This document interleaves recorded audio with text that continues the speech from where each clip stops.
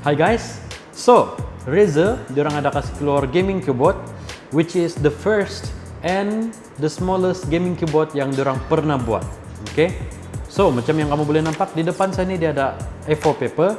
Well, itu size gaming keyboard dia half daripada ini A4 paper. Okay, now kita simpan dulu ini A4 paper di sebelah sini. Introducing the Huntsman Mini. Ini diorang panggil 60% gaming keyboard lah. Okay, so untuk yang gaming keyboard punya size, yang paling basic dia ada yang full size, okay, which yang ada satu kali dengan number pad. Lepas tu dia ada kecil sikit diorang panggil TKL yang dia tidak number pad, dan ini dia lagi kecil daripada TKL which is the 60%. Okay, well seperti mana yang kamu boleh nampak, dia memang sama macam A4 paper punya size lah, half A4 paper punya size. Kalau saya simpan begini, dia memang terus hilang sudah. Okay, I mean bukan hilang. So untuk bagi kamu dia punya idea on how small this thing is, saya akan kasih beza dia dengan dia punya abang. Okay, which is the Huntsman Tournament Edition. Okay, now kalau kamu boleh nampak dia punya beza kan sekarang, untuk yang 60% dia tidak function key dan juga arrow key. Okay, so yang itu dua-dua dia buang, dapatlah dia punya di ni. Okay, even dia sudah cut off dia punya bahagian function key sama yang dia punya arrow key itu, secara physical dia memang sudah tidak, tapi secara function dia masih ada.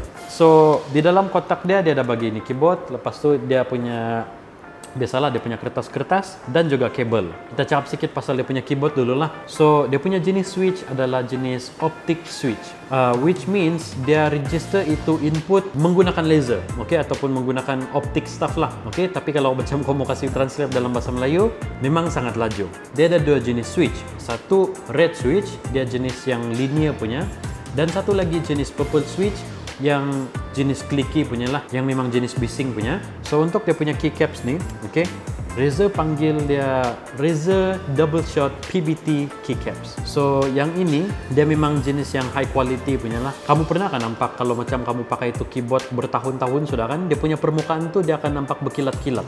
Okay, now benda tu tidak akan berlaku dengan yang ini keycaps. Okay, disebabkan dia memang jenis yang high quality punya, premium punya texture di atas dia ni lah. Lepas tu dia ada dua jenis color. Okay, yang ini yang saya pegang sekarang ni dia jenis warna hitam punya.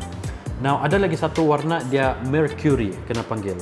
Kalau kamu tidak tahu apa warna Mercury itu, kalau kamu mau kasih translate dalam bahasa Melayu, yang putih. Okay, so saya akan kasih tengok dia punya gambar nanti. So bahagian dia punya atas sebelah sini ni dia jenis aluminium punya, di bagian bawah ni dia jenis plastik lah. Okay, macam kamu boleh nampak di sini dia ada pattern by gamer for gamer. Macam yang kamu boleh nampak di bagian belakang dia ni macam ada watermark sudah. Lepas tu di bagian sini dia ada dia punya untuk kasih tinggi sikit itu keyboard, macam dia punya riser lah. Okay, untuk Razer punya keyboard. Lepas tu kalau kita tengok balik di bawah dia ni, dia ada satu slot untuk USB-C punya. Okay, now ini keyboard dia bukan wireless. Okay, dia just jenis yang memang guna kabel punya, tapi dia punya kabel tu detachable. Okay, means dia lagi kemas lah kalau macam kamu mau bawa berjalan-jalan kan. Kalau kamu boleh nampak di bagian bawah ni, kalau kamu kasih connect itu kabel, dia ada macam ni slot lah. So means kalau dia mau bend pergi bawah, dia punya type C itu tidak rosak. So kalau kira macam bagus lah, dia ada bagi macam extra safety sikit di bagian sana tu. Oh ya, bagian yang ini dia punya kabel ni dia jenis braided.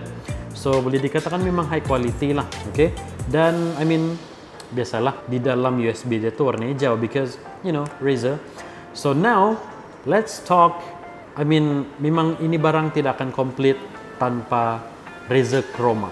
Okay, I mean kabel memang tidak RGB lah, jangan juga. So untuk keyboard ni, I mean biasalah Razer kan dia memang ada RGB. Kamu boleh custom dia punya lampu-lampu tu di dalam software. Kamu boleh save up to 5 custom profile untuk dia punya RGB itu. So overall saya boleh cakapkan yang untuk ini keyboard dia memang sangat berkualiti lah. Okay, dia punya build quality pun memang sangat premium. Lepas tu dia paling kecil punya yang kamu boleh jumpa di dalam Razer punya lineup. Okay, so dan satu lagi saya mau kasih mention, kalau kamu jenis yang orang main game yang begini kan, yang keyboard dia tersiring sedikit begini, satu tangan begini main game, sangat-sangat sesuai lah. Okay, sebab dia memang sangat kecil.